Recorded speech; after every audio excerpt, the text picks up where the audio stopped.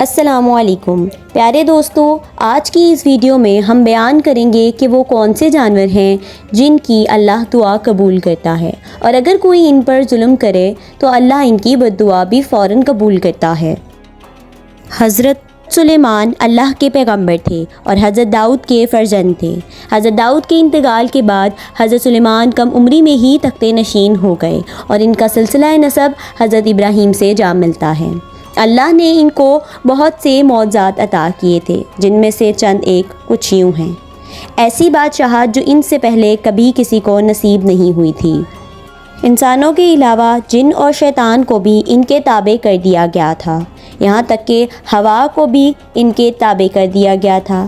آپ اپنے تخت پر بیٹھ کر صبح اور شام میں 1 ماہ کی مسافت طے کر لیتے تھے، اور پھر ہر طرح کے جانوروں کو نہ صرف آپ کا فرما بردار کیا بلکہ آپ کو ان کی بولیاں بھی سمجھنے کی صلاحیت دی اور بولنے کی بھی۔ حضرت سلیمان فرماتے ہیں، جانور اور پرندوں میں کچھ ایسے ہیں جن کی دعا اور بد دعا فوراً قبول ہوتی ہے۔ حضرت سلیمان علیہ السلام فرماتے ہیں کہ اگر تمہاری دعا قبول نہیں ہوتی تو ان جانوروں کے ساتھ ایک کام کرو، لیکن اس سے پہلے ہم جانتے ہیں کہ وہ پرندے کون ہیں۔ ایک دفعہ حضرت سلیمان کو یہ اطلاع ملی کہ کسی نے کتوں کو زہر دے کر مار دیا ہے۔ آپ فوراً اس کے گھر پہنچے۔ وہ شخص بہت خوش ہوا۔ اس نے دیکھا کہ اس کے گھر میں ایک بادشاہ تشریف لے کر آئے ہیں، تو وہ کہنے لگا، آپ علیہ السلام آپ خود کیوں آئے؟ آپ مجھے حکم کر دیتے تو میں آپ کی خدمت میں حاضر ہو جاتا۔ آپ نے کہا کہ سارے گاؤں والوں کو اکٹھا کرو، میں تمہیں ایک بات بتانے والا ہوں۔ جب سب اکٹھے ہوئے تو آپ نے فرمایا، میں تمہیں ایک ایسی بات بتاؤں گا جس پر تم عمل کرو گے تو تم اور تمہاری نسلیں سنور جائیں گی۔ 5 ایسے پرندے ہیں جن کی دعا اور بد دعا قبول ہوتی ہے۔ ناظرین گرامی، کبوتر ایک ایسا پرندہ ہے جو اللہ اور اس کے نبیوں سے بہت پیار کرتا ہے اور سب سے زیادہ عبادت کرنے والا ہے۔ وہ ہر وقت اللہ ہی کی عبادت کرتا ہے۔ کبوتر بہت اونچا اڑتا ہے، اور جب عقاب اس کا شکار کرتا ہے تو کبوتر خود کو اور اوپر لے جاتا ہے اور وہ سمجھتا ہے کہ اس طرح وہ اللہ کے اور قریب ہوتا جا رہا ہے۔ وہ جب بھی اٹھتا ہے تو اس کے منہ پر اللہ کا ذکر رہتا ہے۔ اور اس کے بعد حضرت سلیمان نے ان کو دوسرے جانور کے بارے میں بتایا جو کہ بلی تھی۔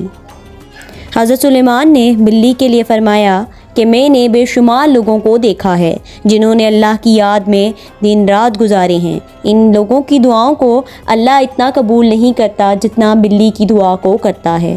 بلی کی دعا بہت جلد قبول ہوتی ہے اور اس کی بد دعا بھی اتنی ہی جلدی قبول ہوتی ہے۔ حضرت محمد صلی اللہ علیہ وآلہ وسلم نے فرمایا، میں نے جہنم میں ایک ایسی عورت کو دیکھا جو دردناک عذاب میں تھی، جس نے گھر میں ایک بلی کو بھوکا رکھا تھا اور وہ بھوکے رہ رہ کر مر گئی۔ اس کے بعد حضرت سلیمان علیہ السلام نے لوگوں کو چڑیا کے بارے میں بتایا کہ یہ ایک ایسا پرندہ ہے جس کو اللہ نے پسند فرمایا۔ وہ جب اٹھتی ہے صبح تو اللہ کے نام کا ذکر کرتی ہے۔ چڑیاں اللہ پر بھروسہ کرتی ہیں اور وہ کھانا جمع کر کر نہیں رکھتی۔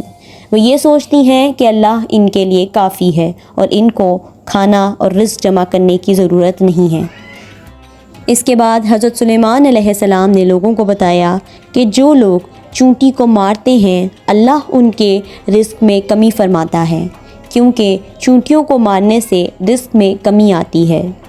اور پھر اس کے بعد حضرت سلیمان نے لوگوں کو کتے کے بارے میں بتایا کہ کتا ایک ایسا جانور ہے جس کی بد دعا قبول ہوتی ہے۔